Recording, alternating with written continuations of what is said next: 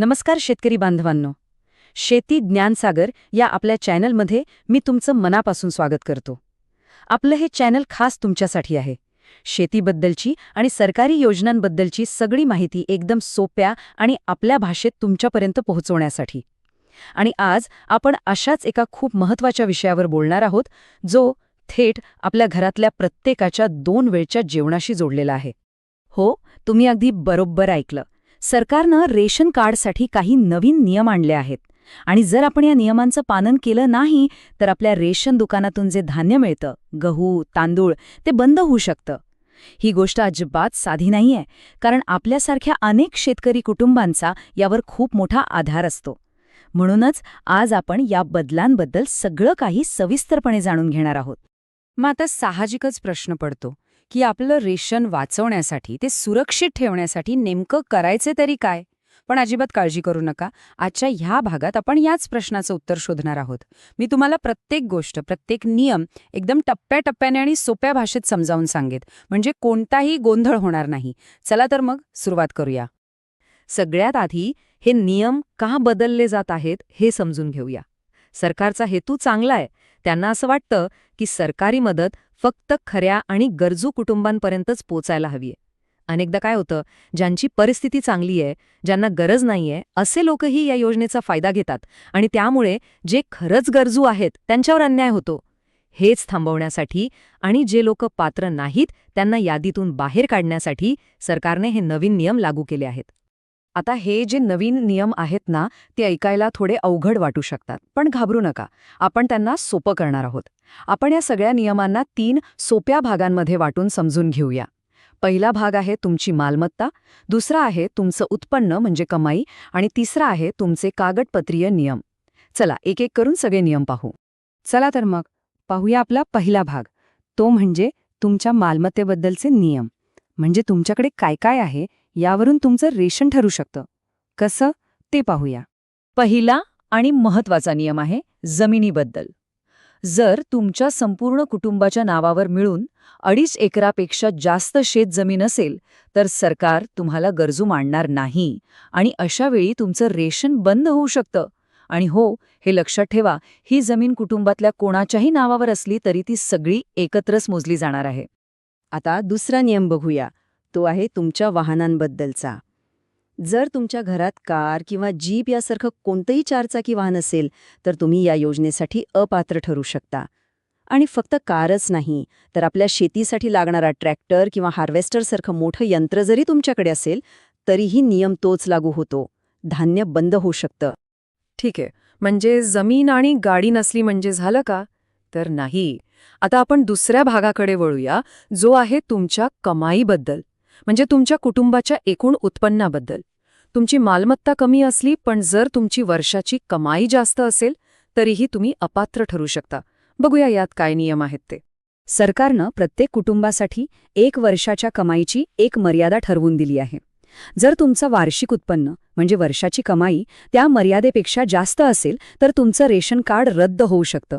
आणि एक अत्यंत महत्त्वाची गोष्ट, कुटुंबातला एक जरी माणूस सरकारी नोकरीत असेल तरी त्या कुटुंबाला रेशनचा फायदा मिळणार नाही. आता आपण बघूया तिसरा आणि सगळ्यात महत्त्वाचा भाग. तो आहे तुमच्या कागदपत्रांचा. कधीकधी काय होतं, आपली जमीन पण नियमात बसते, उत्पन्नही कमी असतं, पण एका छोट्याशा कागदी चुकीमुळे आपलं नाव यादीतून कट होऊ शकतं. म्हणून हा भाग जरा लक्ष देऊ नये का?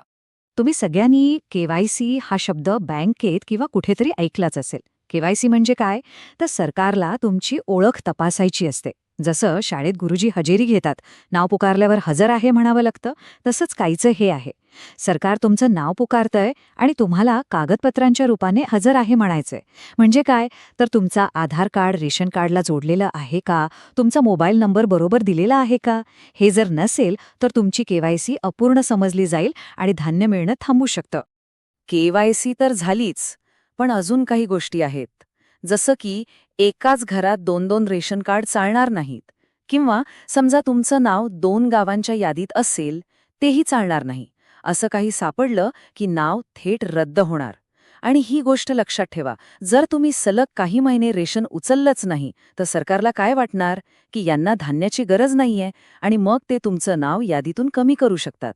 चला आतापर्यंत आपण सगळे नियम ऐकले, समजून घेतले. आता वेळ आली आहे स्वतःला तपासण्याची. आपण या नियमांमध्ये कुठे बसतो? आपण सुरक्षित आहोत की आपल्याला धोका आहे? चला, हे सोप्या पद्धतीने तपासून पाहूया. हे बघा, इथे 2 भाग आहेत. एकीकडे जे पात्र आहेत ते आणि दुसरीकडे ज्यांना धोका आहे ते. आता स्वतःला प्रश्न विचारा, आपली जमीन 2.5 एकरच्या आत आहे का? आपली कमाई सरकारी मर्यादेत आहे का? आपल्याकडे 4चाकी गाडी किंवा ट्रॅक्टर नाही ना? आणि सगळ्यात महत्त्वाचं, आपली KYC पूर्ण आहे का? जर ह्या सगळ्याची उत्तरं हो असतील तर मग चिंता नाही. पण एका जरी प्रश्नाचं उत्तर नाही असेल तर आपल्याला लगेच सावध व्हायला हवं.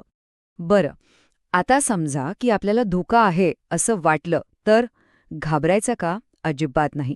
कारण आता आपण बघणार आहोत की यावर उपाय काय, म्हणजे नेमकं करायचं काय. मी तुम्हाला 4 सोप्या गोष्टी सांगणार आहे. त्या जर तुम्ही केल्या तर तुमचं रेशन सुरक्षित राहील. या 4 पायऱ्या तुमच्या डोक्यात पक्क्या बसवा.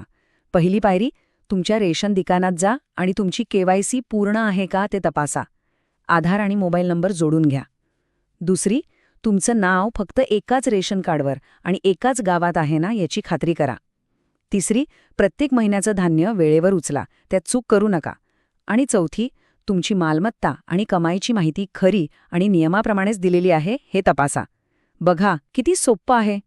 चला तर मग, आता आपण जवळजवळ सगळ्या महत्त्वाच्या गोष्टी समजून घेतल्या आहेत. पण हे सगळं का घडतंय, या बदलांमागचा नेमका विचार काय आहे, ते पण थोडक्यात समजून घेऊया. या सगळ्याचा अर्थ एकच आहे, सरकारला ही मदत फक्त खऱ्या गरजूंपर्यंत पोचवायची आहे. पण हे करताना एक नवी जबाबदारी आपल्या सगळ्यांवर आली आहे. ती म्हणजे आपली माहिती, आपले कागदपत्र वेळेवर तपासून घेण्याची. जर आपण याकडे दुर्लक्ष केलं तर गरज असून सुद्धा आपला हक्क जाऊ शकतो. म्हणून आता सगळ्यांनी जागरूक राहणं खूप गरजेचं झालंय.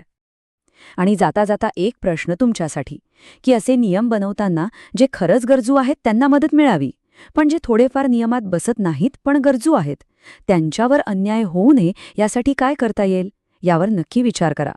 मित्रांनो, ही माहिती खूप महत्त्वाची आहे. ती तुमच्या ओळखीच्या प्रत्येक शेतकऱ्यापर्यंत, प्रत्येक रेशन कार्ड धारकापर्यंत पोहोचवा. आपल्या शेती ज्ञानसागर चॅनलला सबस्क्राईब करा, लाईक करा आणि शेअर करा. चला, भेटूया पुढच्या भागात. धन्यवाद. जय हिंद, जय महाराष्ट्र.